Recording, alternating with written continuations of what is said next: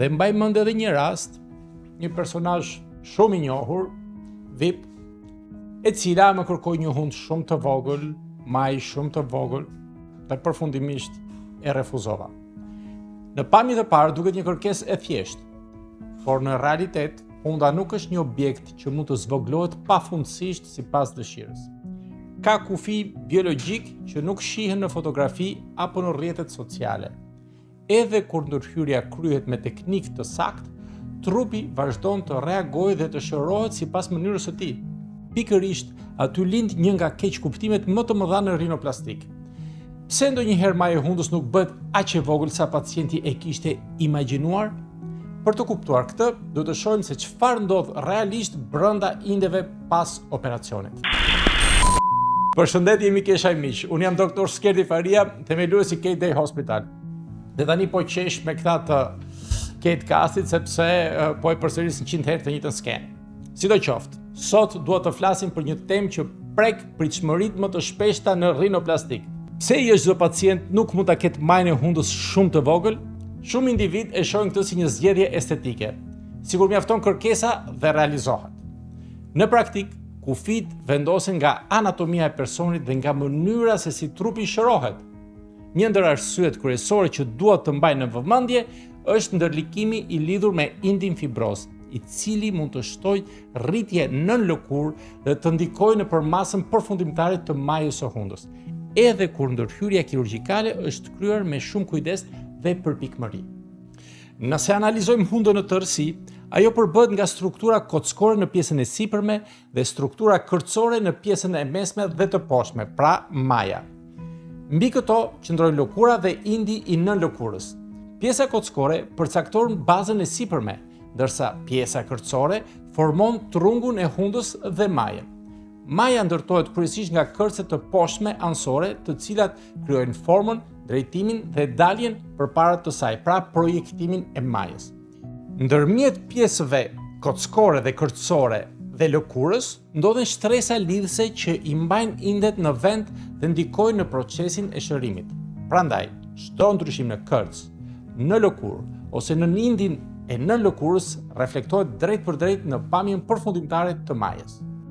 Te disa pacientë, lëkura e hundës është më e trashë dhe më e rëndë, sidomos kur ka përmbajtje më të lartë dhjamore. Një lëkurë e tillë nuk ka të njëjtën aftësi të përshtatet me një skelet të zvogluar. Edhe nëse kërcet rafinohen me saktësi, lëkura mund të mos tendoset dhe tërhiqet në përpjestim me reduktimin e strukturës poshtë saj. Kjo bën që konturi të mos duket aq i imët sa është planifikuar. Në këto raste, kufiri nuk është vetëm kirurgjik, ai përcaktohet edhe nga mënyra se si lëkura përshtatet me formën e re të hundës. Gjithashtu, po flasim tek maja tashmë, midis kërcit dhe lëkurës ngjendet një stres nënlëkure që përmban element fijor dhe dhjamor.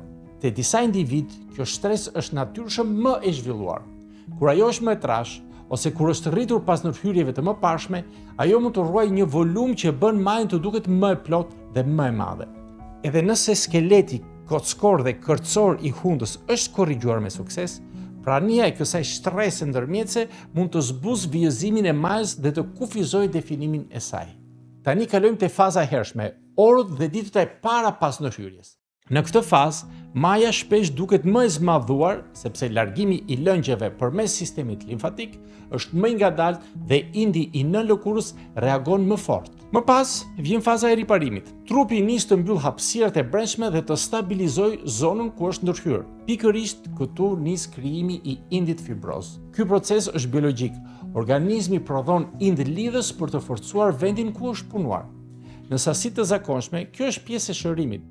Problemi lind kur prodhimi është më i madh se sa duhet. Në javët e para, indi fibroz mund të mos duket qartë me sy. Ajo që vihet re më shumë është ndjesia. Zona bëhet më e fortë në prekje, pacienti mund të thotë maja është e ngurtë ose nuk e ndjej të butë. Kjo forci nuk do të thotë domosdoshmërisht problemi përhershëm, por është shenja e parë që shërimi po hyn në fazën e organizimit të indit lidhës.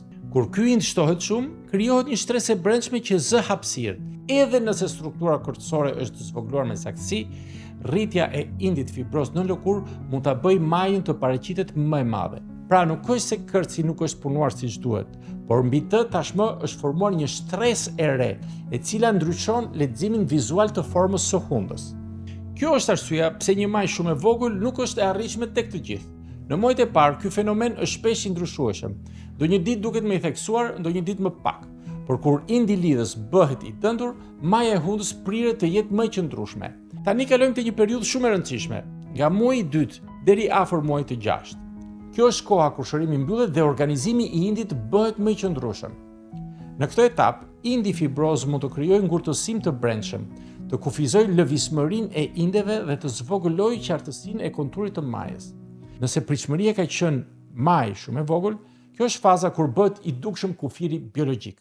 Në disa raste, në zonën menjëherë mbi maj mund të krijohet një mbushje e theksuar për shkak të shtresëzimit fijor. Nëse lëkura nuk përshtatet plotësisht mbi skeletin e ri ose krijohet ind fibroz më i dendur, zona mbi maj mund të paraqitet më e mbushur. Kjo krijon një mospërputhje vizuale mes dorsumit dhe majës, dhe është një shembull i qartë se reduktimi agresiv nuk garanton gjithmonë një maj më të vogël. Kjo krijon një mospërputhje vizuale midis kurrizit dhe majës. Dhe është një shembull i qartë se edhe reduktimi agresiv i kockave dhe indeve nuk garanton gjithmonë një maj më të vogël. Një pikë tjetër e rëndësishme, indi fibroz nuk shpërndahet gjithmonë në mënyrë të njëtrajtshme. Kjo do të thotë se konturi mund të duket pak i pabarabartë, asimetrik, sidomos në njërin anë në krahasim me anën tjetër. Nuk flasim për asimetri të theksuar, por për ndryshime të lehta në konturet e hundës. Kjo ndodh sepse shërimi është proces biologjik. Një anë mund të reagojë pak më fort e më ndryshe, ose mund të ketë patur më tepër nevojë për ndërhyrje dhe korrigjime të brendshme. Te pacientët që ka bërë ndërhyrje të mëparshme, rreziku për këtë ndërlikim rritet. Brenda hundës mund të ketë inde të ngurtësuar dhe më pak të ushqyera. Në rinoplastikën sekondare, indet nuk janë më në gjendje të paprekur. Ato kanë kaluar një cikël të plot shërimi dhe kanë krijuar tashmë ind fibroz të organizuar. Ky ind mund të lëjë strukturat mes tyre, përfshirë edhe kërcin dhe kockat dhe duke bërë në këtë mënyrë mobilizimin më të vështirë gjatë ndërhyrjes së dytë. Për më tepër, furnizimi me gjak mund të jetë reduktuar krahasuar me gjendjen fillestare, gjë që e bën reagimin biologjik më të fortë dhe më pak të parashikueshëm. Çdo manipulim mbi këtë terren tashmë fibrotik mund të nxjisë një cikël të ri të prodhimit të indit fibroz. Për këtë arsye, në rinoplastik sekondare, objektivi për një maj shumë të vogël është zakonisht më i kufizuar dhe kërkon vlerësim më të kujdesshëm. Tani e lidhim edhe me funksionin.